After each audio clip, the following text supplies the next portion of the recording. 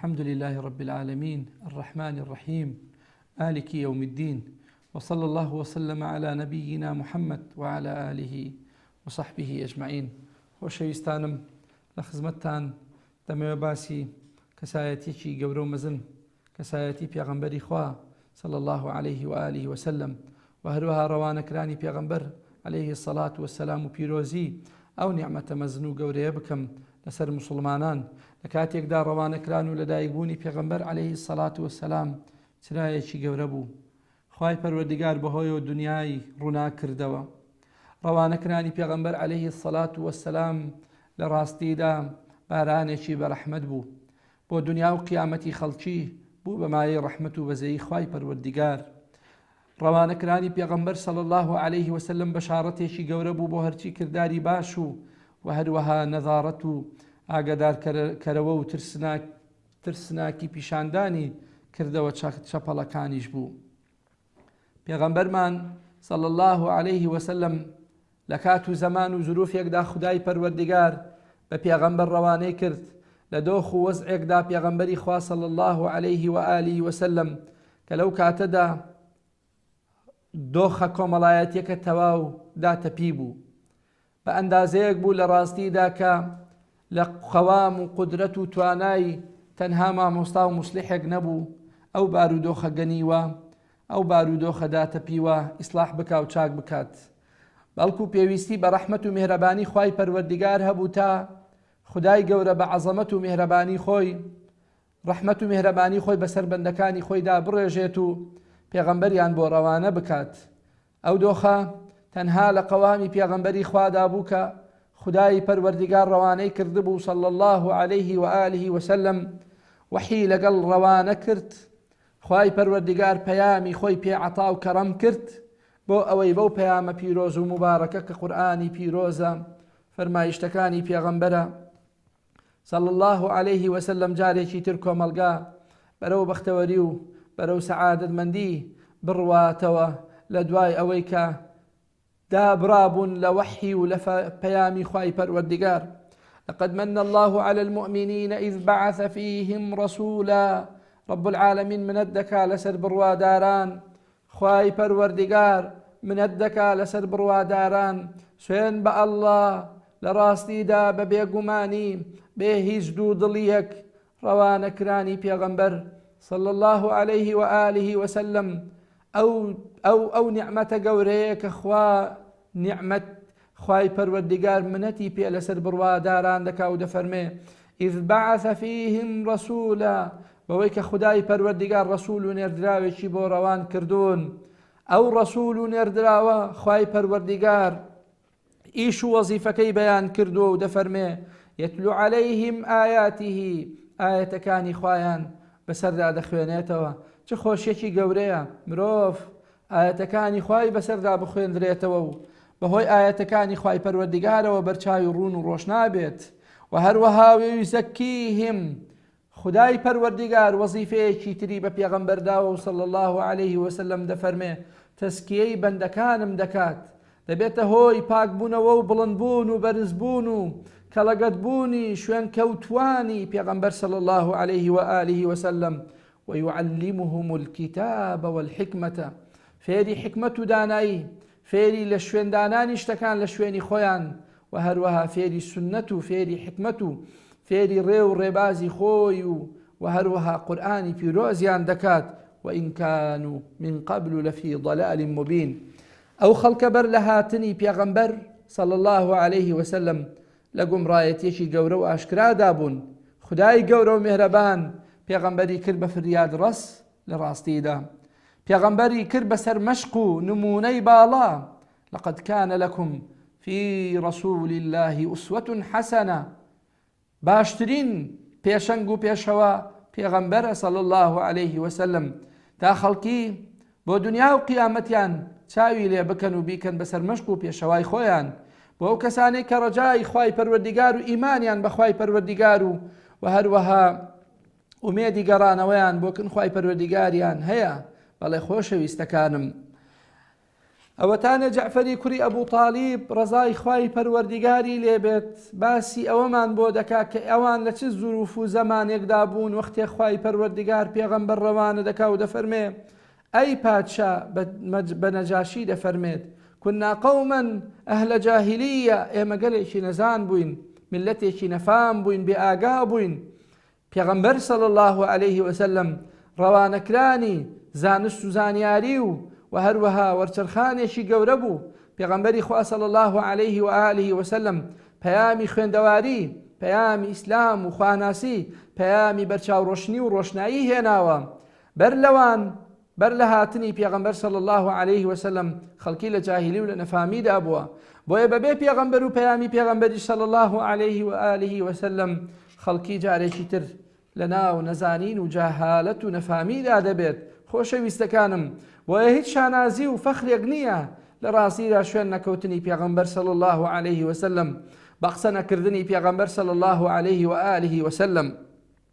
نعبد الأصنام بتو صنم ما دەپەرست غير خوا ما دەپەرست ونأكل الميتة مردار وبو ما دەخوارد ونأتي الفواحش كاري چەپەڵمان ونأتي الفواحش كاري خراپمان ئەنجام دەدا بەو ئەندازەیە دیقەت بدەنێ کاری خراپ کاری نەگونجا و حرام سنوورەکانی خوا پێشێل کرابوون ونقطع الأرحام دیقەت بدەنێ دەفەرمێ ئێمە پەیوەندی خزمایەتیمان نەدەگەیاند ونقطع الأرحام ونسيء الجوار لەگەڵ دەرو دراوسەیشا خراپ بووین ويأكل القوي منا الضعيف أو كسمان كبقوت بايا ضعيف كماني دخوارد بو أندازيا خۆشەویستانم کۆمەلگایەک بەو شێوازە بێ چ خۆشێکی تێدایە چ هی ئەوەیە کە لە ڕاستیدا ئینسان فەخری پێوە بکەم چی هی ئەوەیە کە ئینسان لە ڕاستیدا تەمەنا و خۆزگەی پێ بخوازێ بەعکسەوە بەڵکو هاتنی پێغەمبەر صلی الله عليه وآله وسلم بوو بە ڕەحمەت وما ئەرسەلناکە إلا ڕەحمەتە للعالەمین ڕەوانمان نەکردووی ئەی پێغەمبەر صلى الله عليه وآله وسلم بوانا بكتو رحمتي بو همو عالم بو آجل بو إنسان كان بو أجن كان بو مسلمان بو غير مسلمان بو قورو بتمن بو بچوكو بيتمن بو هبو بو نبو بو جوان بو ناشرين بو سبي بيست بو رش بيست پیغمبری خوا صلی الله عليه وسلم بو همو زمان و رگزک بو همو قومیات و جنسیاتک رحمت و مهربانی خوای پروردگار و خوای پروردگار ڕەوانی کردبوو جا دەفەرمی ئێمە بەو ئەندازەیە ماینەوە بەو شێوازە ماینەوە حتى بعث الله إلينا رسولا تا ئەوەی کە خوای پەروەردگار پێغەمبەرێکی بۆمان ڕەوان کرد نعرف نەسەبە دەمانزانی ڕەچەڵەک و نەسەبیمان دەزانی وصدقه وعفافه وأمانته داوێن پاچیەکەی بۆمان معلوم بوو ئەمانەت پارێزیەکەی بۆمان معلوم بوو ڕازگۆیەتیەکەی لێمان دیار و ئاشکرا و ڕوون بوو پێغەمبەرمان صلى الله عليه وآله وسلم بر لهاتني بيامي بيروزي إسلامي صادق الأمين بو رازقو أمانة باريز بو حيف لدواي هاتني إسلامتي كخواي پروردگار بلغكاني خوي آين و برنامكي خوي بيدا روان كرت خلقانك پنا بخواي پروردگار پاش گز ببنو لو وصفيانو پیغمبرمان صلى الله عليه وسلم بقسەی بێمانە تۆمەت بار بکەن لەبەرەوەی پێغەمبەرمان صلی الله عليه وسلم لەو پەڕی باڵایی و لەو پەڕی جوانی و لەو پەڕی کەڵەگەتیدا بۆ لە هەموو سیفاتێکی جوان یەکەم و لە پێش بووە پێغەمبەرمان عليه الصلاة والسلام حیفە بۆ خەڵکێک لە ڕاستیدا بێ ئاگاییەکەی لە ئیسلام و لە بەرنامەی خوای پەروەردگار و قورئان و فەرموودەکانی پێغەمبەر صلی الله عليه وسلم گەیشت بێتە ئەندازەیە کە پێغەمبەرەکەی خۆی نەناسێ پێغەمبەرەکەی خۆی صلی الله عليه وسلم شانازی پێوە نەکا و حەمدی خوا لەسەر پێغەمبەر نەکا صلی الله عليه وآله وسلم جاوەرە دیقەت بدە بزانە پێغەمبەر عليه الصلاة والسلام بانگەوازەکەی بۆچی بوو ئەوەتانێ دەفەرمێ فدعانا إلى الله بانگەوازی کردین بۆ لای خوا لنوحده ونعبده بۆ ئەوەی بیپەرستین بەتەنها عەبدایەتی بۆ بکەین ئەوەی کە پەرستومانە لە جگە لە خوای پەروەردگار وازی لێبێنین ئێمە و باو باپیرانمان ئەوەی کە پەرستراوە هەمووی لە بەرد و سەنەم و بت و هەموو ئەوانە وازیان لێ بهێندرێت ئەبەو شێوازە پێغەمبەر مەدەح دەکرێت حەقی خۆیەتی بەم شتە جوانانە مەدحی پێغەمبەر بکەین. مسلمانان هەموو ڕۆژێکیان باس و خواسی پێغەمبەر بێ و صلی الله عليه وسلم. هیچ کات و ساتێک لە ذیکر و یادی پێغەمبەر و گەورەی و پیرۆزی پێغەمبەر صلی الله عليه وسلم دانەبڕێن بۆ ئەوەی لە ساڵێدا پێویستیان بە سەعاتێک دوو سەعاتان نەبێ بە بیانووی بە گومانی خۆیان بە خەیاڵی خۆیان کە ئەوە یادی لەدایک بوونی پێغەمبەر و ویلادەت و مەولدی پێغەمبەر دەکەن عليه الصلاة والسلام. ئەو پێغەمبەرە عليه الصلاة والسلام بە بەردەوامی دەبێت لە خەیاڵ و ئەندێشەی مسلماناندا بێ و پەیامەکانی بزرنجێتەوە، پەیامەکانی لە ڕاستیدا خەڵکی ئیشی پێ بکەن و شوێنی بکەون. خۆشەویستانم مسلمانانی بەڕێز و ئازیز، شاهدا ومبشرا ونذيرا وداعيا إلى الله بإذنه وسراجا منيرا. پێغەمبەری خوا صلی الله عليه وسلم سراجێکی منیر بوو، مەشخەڵێکی درەوشاوە و دیار و ئاشکرا بوو. پێغەمبەرمان صلی الله عليه وآله وسلم پێغەمبەر چرایە، پێغەمبەر بارانی ڕەحمەتە، پێغەمبەر مایەی بەشارەتدانە بەکردەوە باشەکان، مایەی لە ڕاستیدا پارێزگاریکردنە لە سنوورەکانی خوا و نەبەزاندنی سنوورەکانی پێغەمبەر و هەروەها ئاینی پیرۆزی ئیسلامە. پێغەمبەر عەلەیه السەڵات وەسەلام ناوی بڵندە بە بەردەوامی. پێغەمبەری خوا ناوی بڵند کردووە. ناو بناوبانجی پێغەمبەری خوا صلی الله عليه وسلم هەمیشەش بە بڵندی دەمێنێتەوە. ئەوە دوژمنان و نەیارانی پێغەمبەر و ڕێبازی پێغەمبەرن صلی الله عليه وسلم کە دوابراون، بێ پاشەوارن، بێ ناو ناوبانگ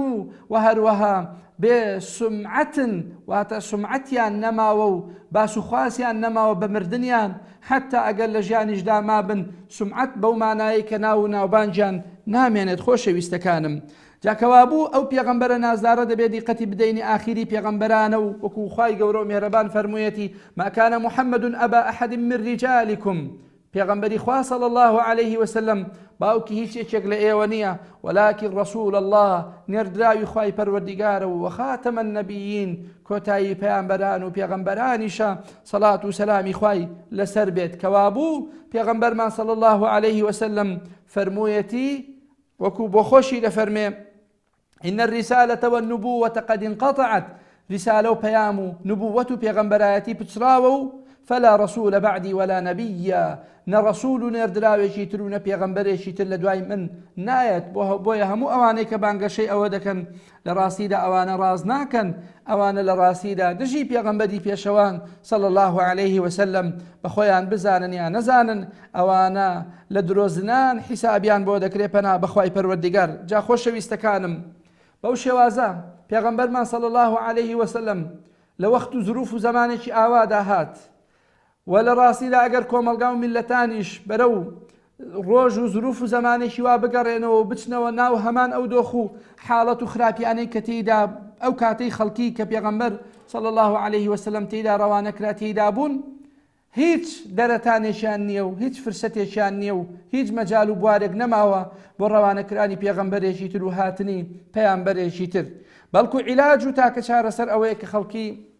شوێنی قورئان بکەوێت، شوێنی ئەو پێغەمبەرە بکەوێت، ڕێنمایەکانی جێبەجێ بکەن. عليكم بسنتي وسنة الخلفاء الراشدين المهديين. سنتكاني پیغمبر صلى الله عليه وسلم جێبەجێ بکرێن. هەروەکو خۆی فەرموویەتی من دوشتم لە نێوتان جێبەجێ کردو، ئەگەر ئێوە دوشتم لە نێوتاندا بەجێهێشت و ئەگەر ئێوە دەستیان پێوە بگرن قەت و قەت گومڕا نابن. کتابەکەی خوا فەرمودەکانی پێغەمبەر صلى الله عليه وسلم. خۆشەویستانم، لێرەوە زانیمان کە ڕەوانەکرانی پێغەمبەر صلی الله عليه وسلم چەند گەورە و عەزیم بوو. حەقی خۆیەتی ئینسانی مسلمان هەمیشە حەمد و هەروەها سوپاسی خوای پەروەردیگار بکات و پێزانین بۆ خوا دەرببڕێ. و هەروەها زانیمان کە پێغەمبەر صلی الله عليه وسلم کۆتا پێغەمبەر و پەیامبەری خوایە و لە دوای ئەو هیچ پێغەمبەرێکی تر ڕەوانە ناکرێ. جا بۆیە ئەگەر میلەتان تووشی ناڕەحەتی و دەردەسەری هاتن لە هەموو بوارێکیاندا،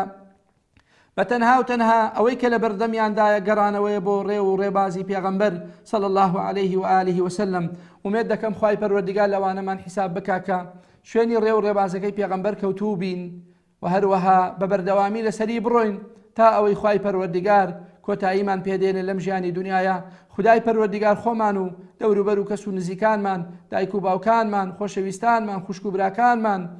بپارێزێت عاقبەتیان بەخێر بجێڕێ ئەوەشی بەخوای گەورە و مێرەبان گەیشتۆتەوە بە ئیمان و بە موسڵمانەتی بەخوای پەروەردیگار گەیشت بێتەوە خوا لێی خۆشبوو بێ و خوا لێی ڕازی بوو بێ خدای پەروەردیگار عاقبەتمان بەخێر بجێڕێت و دەوامی عمرمان بدا لەسەر عەمەلی صالح و کردەوەی باش و وتەی شیرین و بەجێ ئامین والحمد لله رب العالمين وصلى الله وسلم على نبينا محمد وبارك الله فيكم. ومن أحسن قولا ممن دعا إلى الله وعمل صالحا وقال إنني من المسلمين.